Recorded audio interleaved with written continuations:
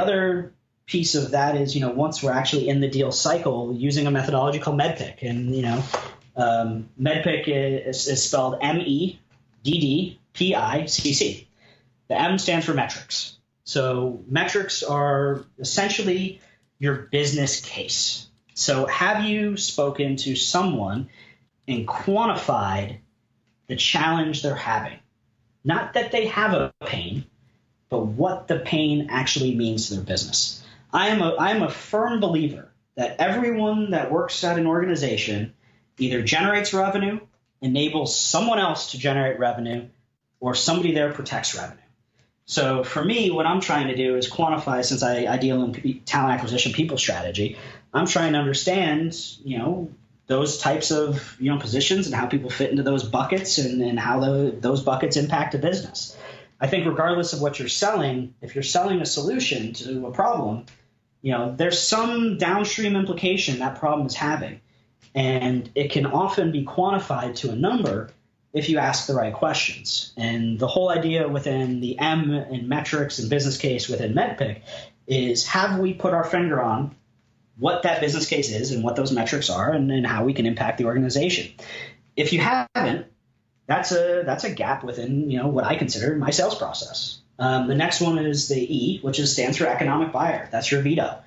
Have you identified that person? Are you meeting with that person? Have you identified the personal and professional wins for that person?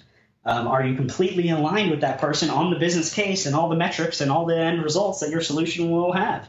If you haven't, if you don't know who's actually signing the agreement and you haven't identified, all of those things, that to me is a gap in the sales process. The next one is what their decision process is. So who are they evaluating? How many people are they evaluating? How long is the evaluation going to take place? Who all is involved in that evaluation? It's all the things, it's every piece that the client's process is dictating that you need to find out. And again, if you don't know it, it's a gap. Next one's the other D in there is decision criteria. This to me is essentially a client's wish list. What are they really looking for feature functionality from a solution? And how well does your solution align to that? Next one is the paper process. This is super important when you get into the prospect or the proposal, contracting, and also the commit stage within your business where you're doing your forecasts. Do you actually know who's signing, when they're signing, the steps in their legal process? Do you know if that person is on vacation for the next week to 2 weeks? Believe it or not, it happens all the time. I'm sure you've seen it.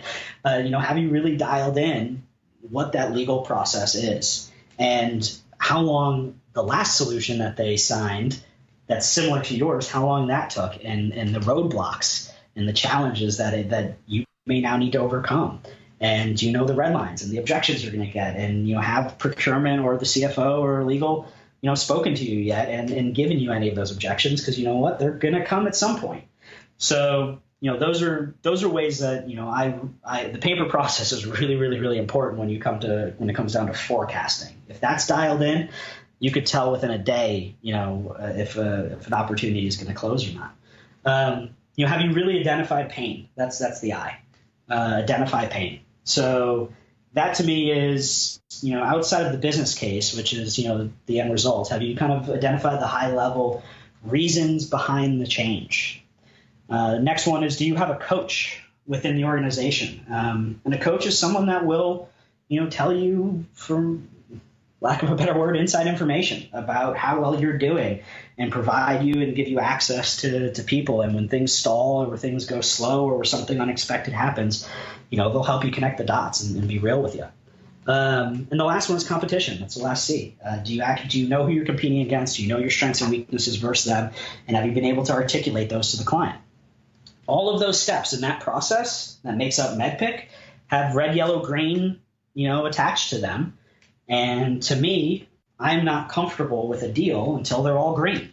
And when they're all green, I probably have a 90+% close ratio.